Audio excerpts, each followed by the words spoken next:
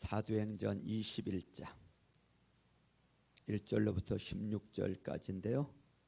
길기 때문에 주보 안에 우리 속지 3절만 우리 합독하시겠습니다. 찾으신 분들은 다 기립하셔서 하나님을 경외하는 마음으로 우리 합독하시겠습니다. 시작. 우리는 두로에서 제자들을 찾아서 만나고 거기서 이레를 머물렀다. 그런데 그들은 성령의 지시를 받아서 바울에게 예루살렘에 올라가지 말라고 간곡히 말하였다. 우리는 두로에서 출항하여 항해를 끝마치고 돌레마이에 이르렀다. 거기서 우리는 신도들에게 인사하고 그들과 함께 하루를 지냈다. 이튿날 우리는 그곳을 떠나서 가이사랴에 이르렀다. 7사람 가운데 한 사람인 전도자 빌립의 집에 들어가서 그와 함께 머물게 되었다. 아멘. 우리 서로 축복합니다. 우리 하나님의 자녀들이 축복을 빌어주면 정말 축복이 내린다는 것을 믿고 앞뒤 좌우분들에게 하늘복 빌어주세요. 하늘복 많이 받으세요. 하늘복 많이 받으세요.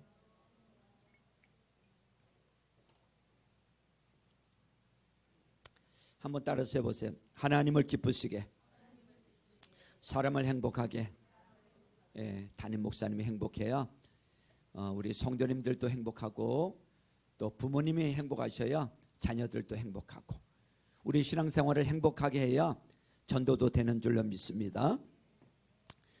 자, 어떤 삶이 성공적인 삶일까요? 이렇게 묻는다고 하면 대답하는 것이 쉽지가 않습니다. 어떤 분에게는 성공적으로 보이는 삶이 또 다른 분들이 보기에는 실패한 삶으로 보이기도 하고 또 어떤 분들에게는 평범하고 실패한 사람처럼 보이는 것이 또 어떤 분들에게는 성공한 삶으로 보이기 때문에 그렇습니다. 그러나 우리가 임종자리에서 마지막 임종자리에서 자기의 삶을 되돌이켜 보면서 나는 내 인생의 싸움을 잘 싸웠다. 나는 인생의 경주를 도중하지 않고 잘 끝냈다. 이제 내가 하나님 앞에 서면은 많은 상을 받을 거다. 이런 고백을 하고 자기 임종을 맞는다고 하면은 이 사람은 분명히 성공한 삶을 산 사람이라고 우리가 얘기할 수 있겠습니다. 그런 의미에서 바울은 성공한 삶을 사는 사람입니다. 왜냐하면 바울은 로마 감옥에 갇혀서 자기가 죽을지 모른다고 하는 가능성을 앞에 놓고서 사랑하는 제자 디모데에게 쓴 편지, 두 번째 편지인 디모데후서 4장 6절로부터 8절까지 보면 바울이 이렇게 이야기하고 있기 때문에 그렇습니다. 뭐라고 이야기하고 있는가 하면 나는 이미 부어드리는 제물로 피를 흘릴 때가 되었고 세상을 떠날 때가 되었습니다. 나는 선한 싸움을 다 싸우고 달려갈 길을 마치고 믿음을 지켰습니다. 이제는 나를 위하여 의의 면류관이 마련되어 있으므로 그랬어요. 이렇게 얘기하고 있어요. 우리도 임종의 자리에서 나는 선한 싸움을 다 싸웠다. 나는 달려갈 길을 다 달렸다. 나는 믿음을 지켰다. 하나님께서 내게 많은 상을 주실 것이다. 이러고 인사를 끝마친다고 하면은 정말 얼마나 성공된 삶이라고 볼 수 있겠습니까?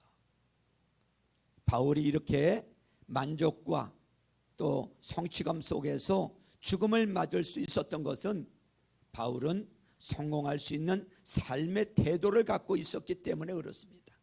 성공할 수 있는 삶의 태도를 가지고 있었어요. 이러한 바울의 삶의 태도가 오늘 본문에 아주 강하게 부각이 되고 있습니다. 성공하려면 어떻게 해야 되는가? 어떤 삶의 태도를 가지고 있어야 되는가 하면 오늘 한 가지만 말씀드리려고 해요.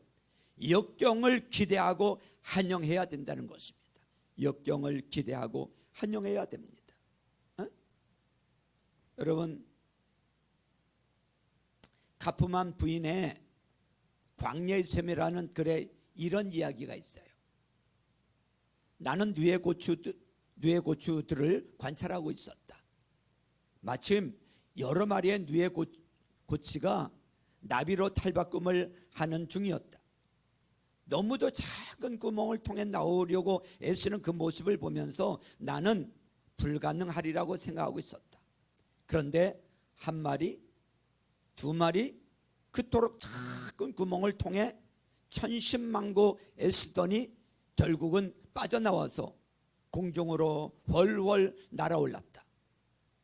나는 마침 또 나오려고 애쓰는 고치를 발견하고 가위로 그 구멍을 넓게 잘라주었다. 그러면서 내가 하나님보다 더욱 사랑과 자비가 많다고 자족하면서 혼자 웃었다. 내가 넓게 열어준 구멍으로 나비는 쉽게 나왔으나 문제가 생겼다. 공중으로 솟아오르려고 몇 번 시도하면서도 결국 오르지 못하고 땅바닥에서만 맴돌 뿐이었다. 아차, 나는 깨달았다.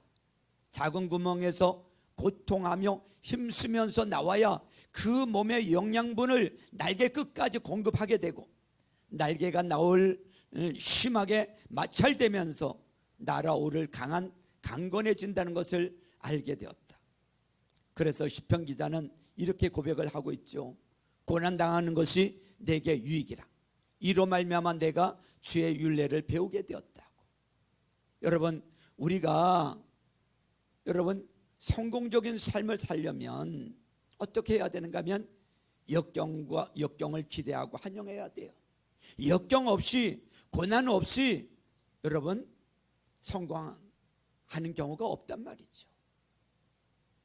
사람들은 다 쉽게 성공을 하려고 합니다. 쉽게 잘 되려고 합니다.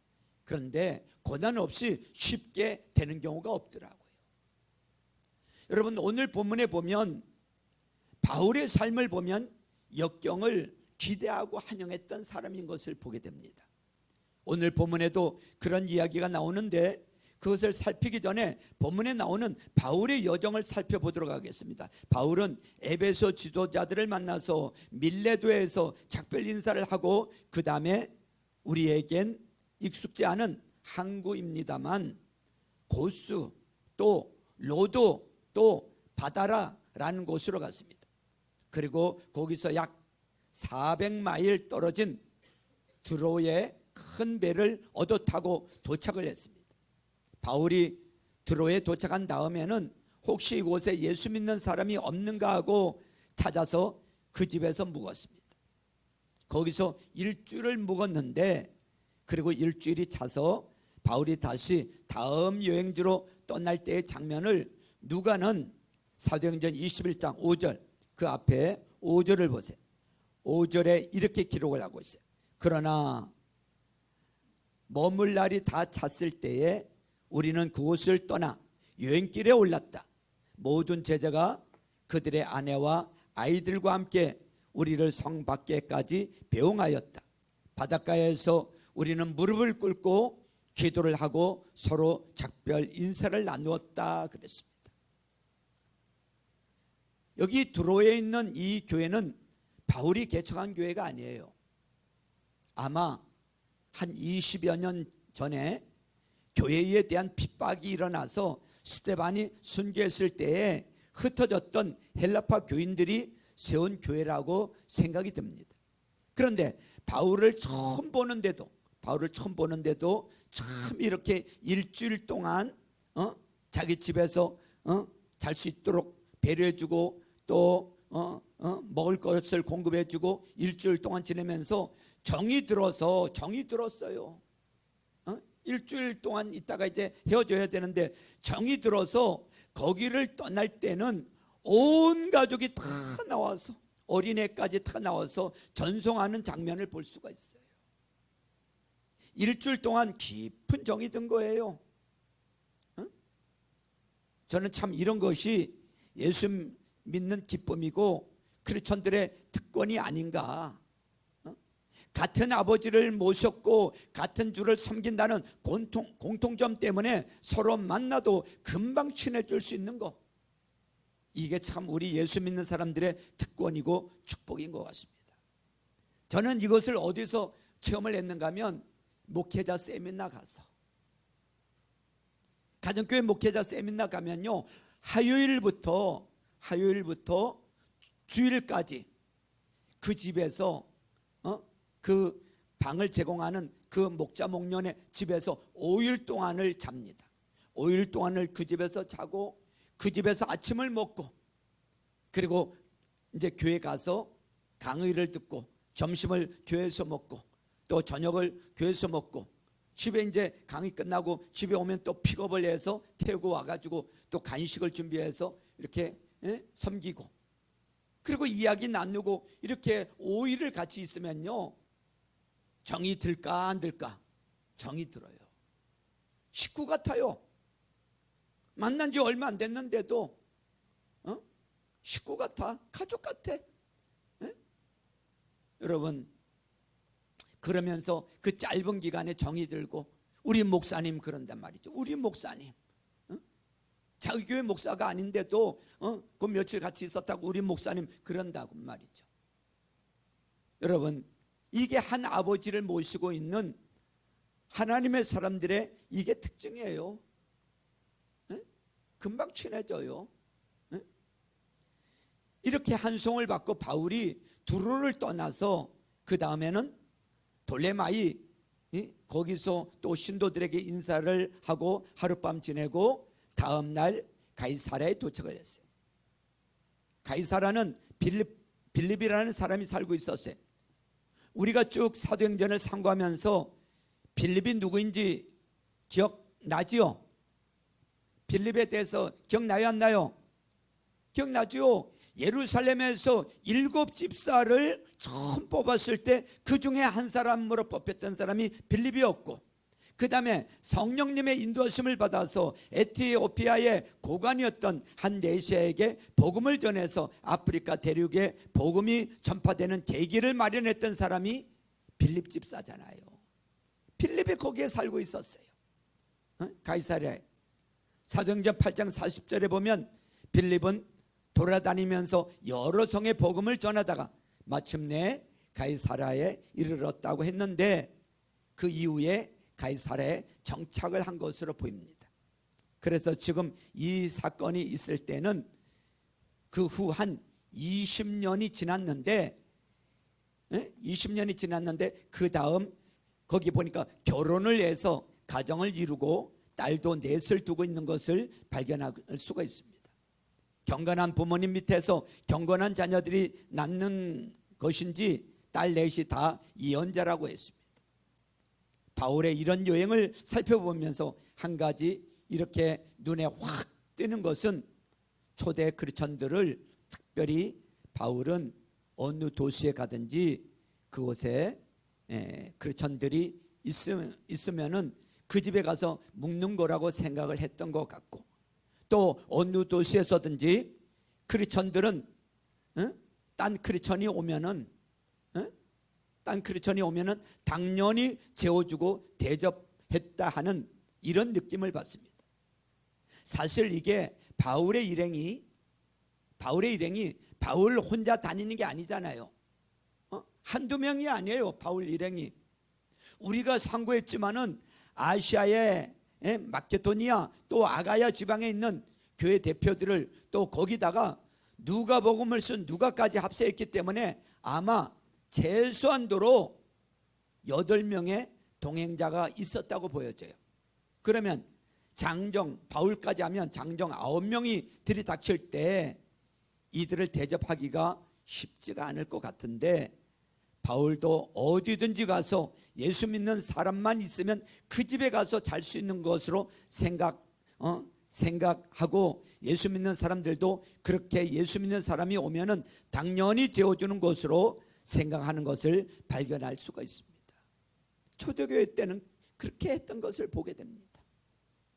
크리스천 가정은 크리스천이 오면 전도자가 오면 당연히 자기 집을 오픈하고 재워주고 먹여주고 또 크리스천은 또 그 지역에 크리스천이 있으면 당연히 그 집에 가서 머물 걸로 생각하고 찾아가고 초대교회는 그랬던 것 같습니다.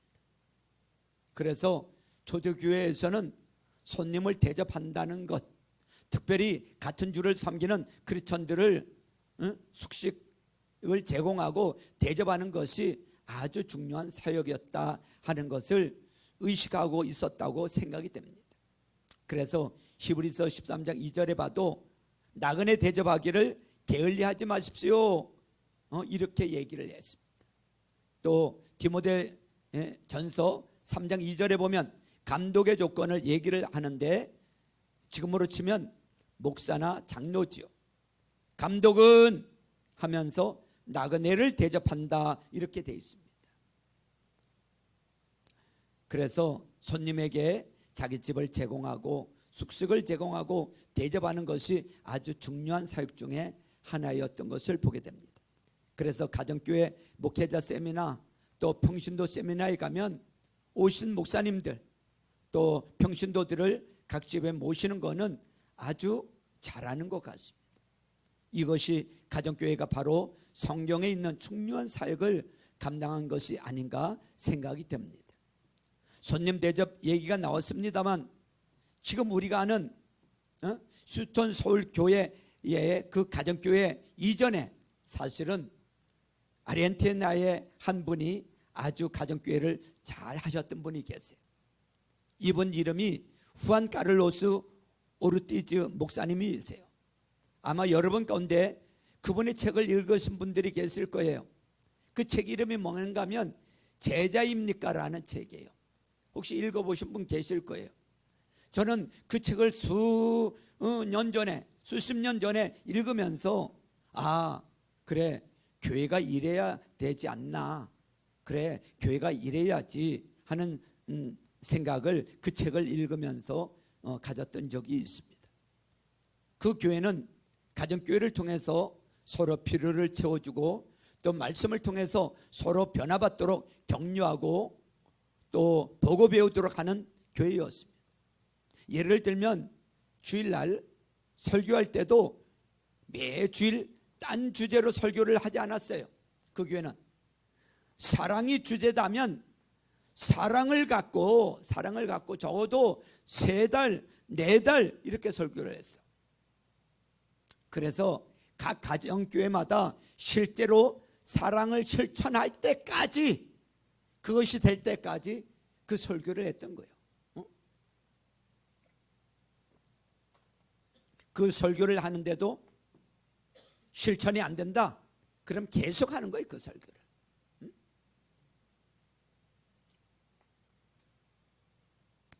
또 거기서는 물질의 소유권도 이 모든 것이 하나님의 것이다 하는 것을 성경대로 좀 해보려고 애를 썼던 교회였고 또 성도들이었어요. 그래서 이런 에피소드가 그 책에 나오는데 제가 이 세부 사항을 잘 기억하지는 못하지만 대강 제가 좀 각색해서 말씀을 드리겠습니다. 내용은 맞아요. 목사님의 설교 가운데 우리가 가진 것이 다 누구 겁니까? 이렇게 물었어요. 그랬더니 성도님들이 다 하나님의 것입니다 라고 대답을 했어요. 우리가 가진 집은 누구 겁니까? 했더니 하나님 겁니다 라고 성도들이 다 대답을 했어요.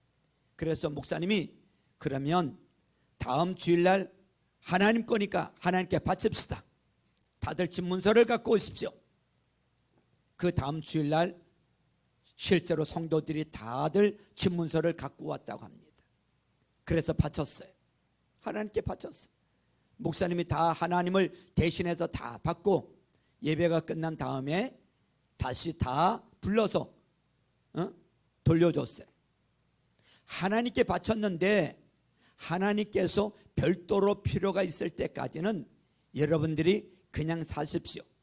그래서 그 다음부터는 다들 집에 살긴 사는데 이제는 자기 집에 사는 것이 아니라 하나님께 바쳤기 때문에 하나님의 집에 사는 겁니다. 빌려서 사는 거예요, 하나님 앞에.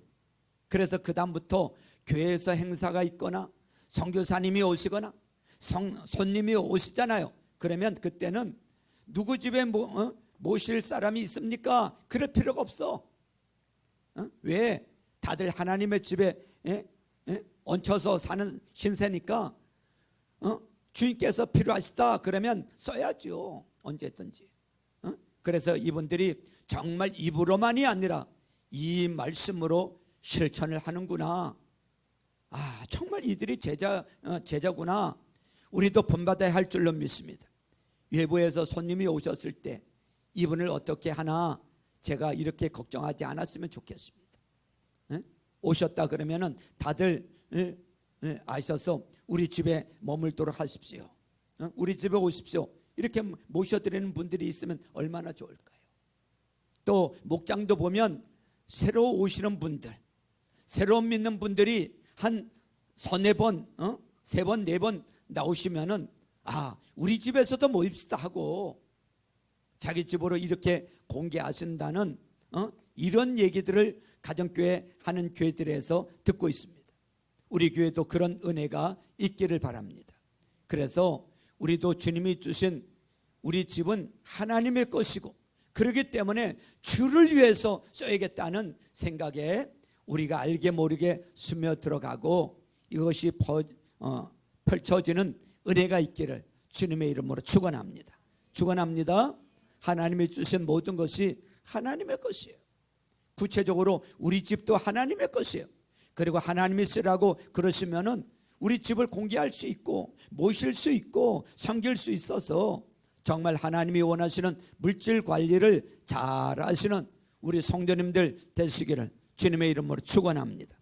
그래서 바울이 그 일행이랑 빌립 집에서 머물고 있었는데 그때 예루살렘에서 아가보라는 예언자가 왔습니다. 아가보라는 예언자가 왔어요.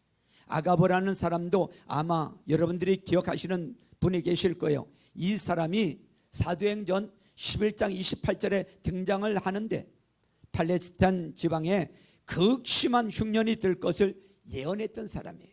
그래서 예언한 대로 흉년이 들었고 그래서 여러 지방 교회에서 예루살렘 교회를 지금 돕는 것입니다.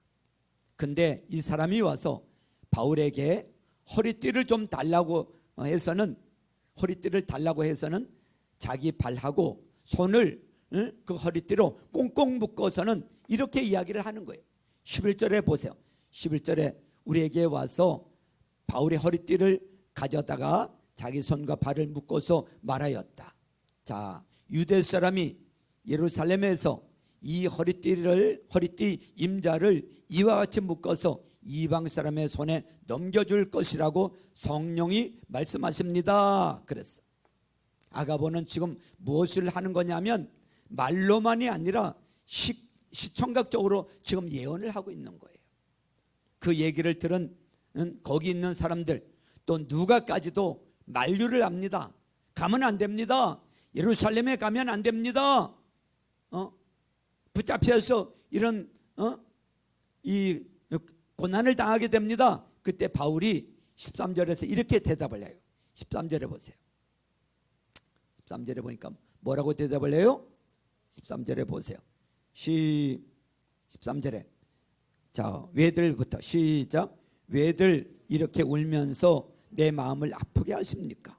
나는 주 예수의 이름을 위해서 예루살렘에서 결박을 당할 것뿐만 아니라 죽을 것까지도 각오하고 있습니다. 그랬어요. 14절도 시작. 바울이 우리에게 만류를 받아들이지 않으므로 우리는 주님의 뜻이 이루어지기를 빕니다 하고는 더 말하지 않았다 그랬어요. 여기서 조금 문제점을 발견하게 됩니다. 성령님께서 말씀을 주셨는데 그런 예언을 들었는데 바울이 성령을 거역하는 것 같은 이런 인상을 받아요. 성령께서 그런 아가보를 통해서 예언하게 했단 말이죠. 그러면 가지 말라고 하잖아요. 그러면 그걸 받아들여야 되는 거 아닙니까? 그런데 바울이 그것을 성령을 거역하는 것 같은 그런 인상을 받아. 과연 바울이 성령을 거역하고 있는 겁니까? 또 이런 인상을 드로에서도 있었어요. 4절 보세요. 그 앞에 4절. 우리는 드로에서 제자들을 찾아서 만나고 거기서 이래를 머물렀다. 그런데 그들은 성령의 지시를 받아서 바울에게 예루살렘에 올라가지 말라고 간곡히 말하였다 그랬습니다. 성령님께서 자꾸만 가지 말라고 하는데 바울이 거역을 하는 거냐? 아닙니다. 아니에요. 바울이 성령을 거역하는 것이 아니라 주위에 있는 분들이 예언을 잘못 해석하고 있는 거예요. 예언을 잘못 해석하고 있는 거예요. 주위 사람들은 바울에게 어려움이 생길 거다 하니까 당연히 그러면은 어려움이 생길 그곳으로 가지 말아야 한다.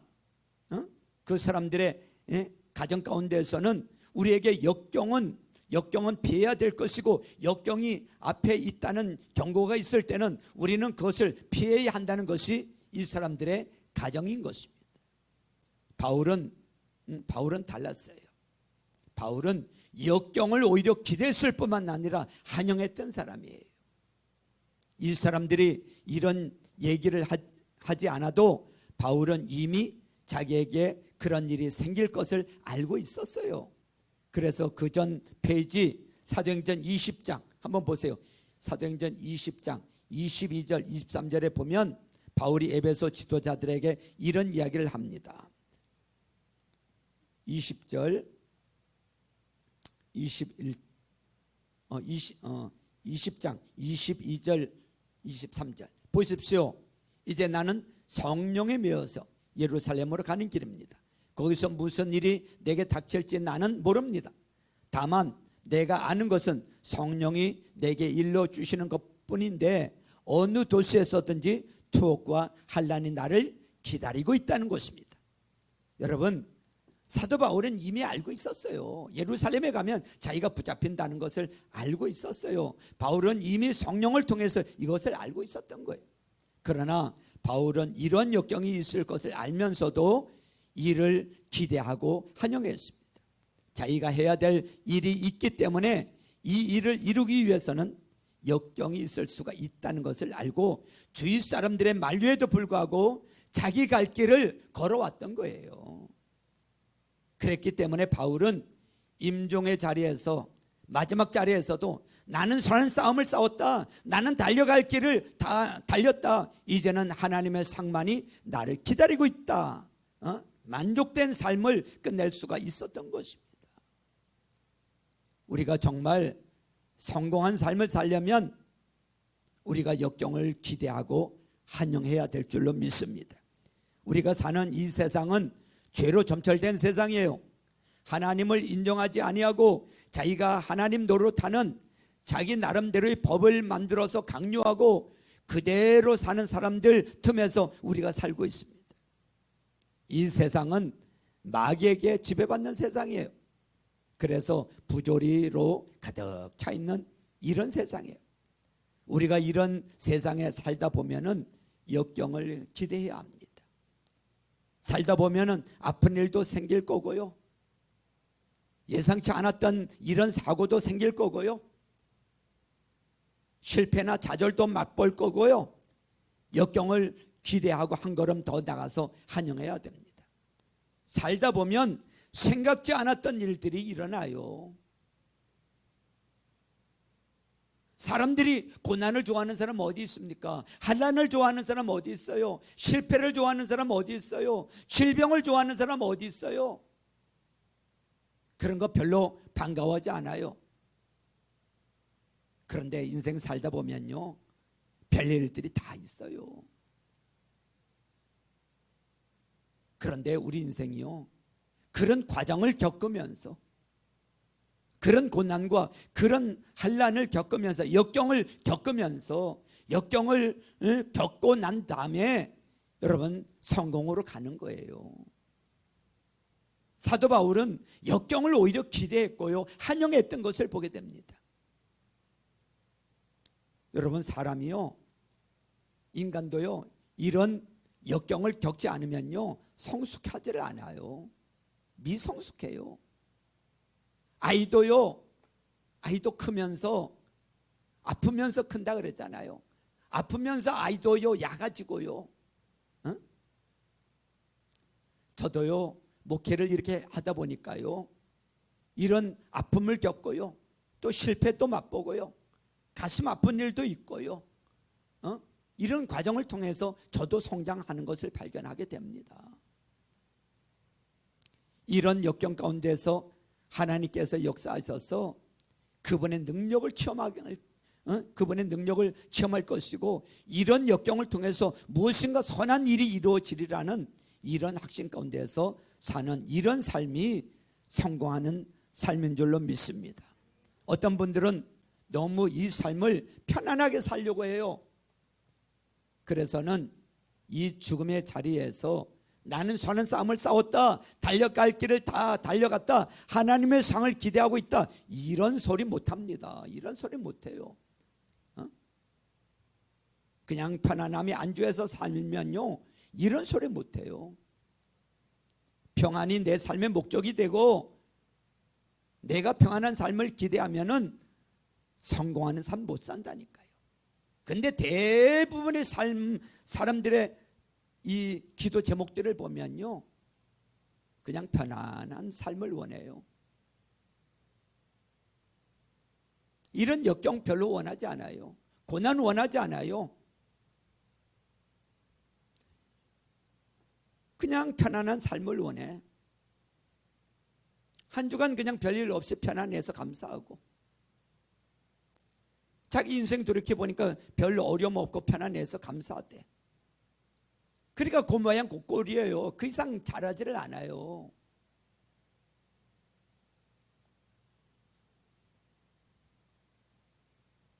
평안이 내 삶의 목적이 되고 내가 평안한 삶을 기대하면 성공하는 삶을 못 살아. 왜냐하면 기대치가 그렇기 때문에 조금만 자기가 기대하지 않았던 일이 생겨도 아이고 죽겠다, 아이고 죽겠다 좌절하고 절망하고, 하나님 왜 이러십니까? 왜 이렇게 힘든 일을 주십니까? 하나님 원망하고, 그래서는요 성공하는 사람 없습니다. 그래서는 성공한 사람이 없어요. 우리가 정말 성공하는 삶 살고 임종의 자리에서 만족으로서 성취함으로써 눈을 감기 위해서는 우리는 역경을 기대하고 환영해야 되는 거예요.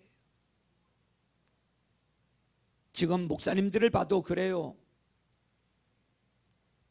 목회가 편안할 걸로 기대하셨던 분들 보면요, 목회를 너무너무 힘들어하세요. 그냥 교인들 흉만 보세요. 못해 먹겠다고 합니다. 그러나 목회라는 것은 당연히 그 역경이 있는 거다. 응? 목회하다 보면 오해도 받는 거고, 목회하다 보면 비난도 받는 거고, 목회라는 것이 영적인 싸움이라니까. 그러다 보면 영적인 악령으로부터 공격도 받을 거고, 이런 거를 다 기대하는 사람들은 목회를 잘들 하세요. 보람도 느끼고 열매도 있어요. 성공하기 위해서는 역경을 기대하고 환영해야 돼요. 이렇게 설교를 해도 역경을 기대하지 않고 환영하지 않고, 에이 뭐 역경이야, 평안한 게 좋지, 뭐 그럼 편안하기를 위해서만 기도하고 그렇게 살아가 보십시오. 아무 열매가 없을 겁니다. 성장이 없을 거예요. 성숙이 없을 거예요. 결혼해서 부부로 살고 있는 분들, 또 앞으로 결혼하실 분들, 그 부부 결혼 생활에 행복하려고 그래도 이 역경을 기대하고 환영해야 돼요. 남자고 여자고 연애할 때하고 똑같을 거라고, 결혼하고 나서 똑같을 거라고 생각하지 마십시오. 우리가 결혼하면은 배경이 틀리고 성격이 틀리고 자란 과정이 다르고 문화가 다르고, 더군다나 한 명은 하성에서 왔고 한 명은 금성에서 왔으니까 이해가 잘 안 되는 점이 너무너무 많아. 살다 보면 역경을 기대해야 합니다. 역경을. 그러나 그런 거를 통해서 우리가 서로 부대끼면서 변화될 것이고, 이런 거를 통해서 우리가 하나님께 의지할 때에 정말 우리가 아름다운 부부가 될 거예요. 역경을 통해서 우리가 성숙한 남자 여자가 될 것이다, 이런 기대를 가지고 부부가 살아갈 때 우리가 성공적인 결혼 생활도 할 수 있는 거예요. 그런데 요즘 젊은이들은요 안 부대끼려고 해요. 조금만 부대껴도요 역경이 있으면요 못 살겠다고 합니다. 헤어지자고 합니다.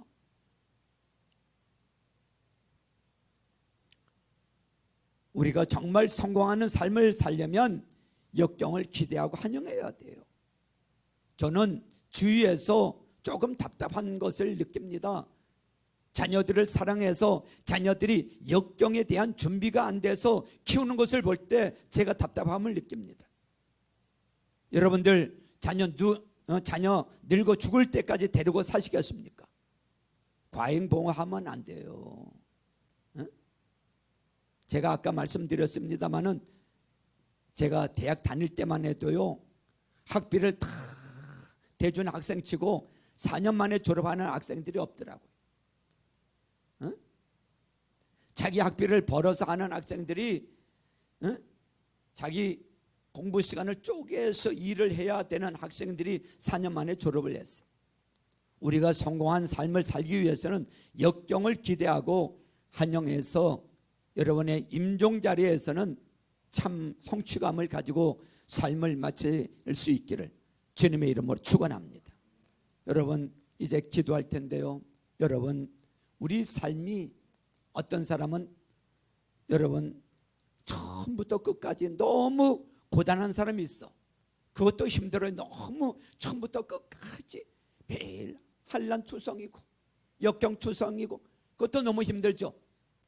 그러나 너무 평안하기만을 너무 소원하지 마세요.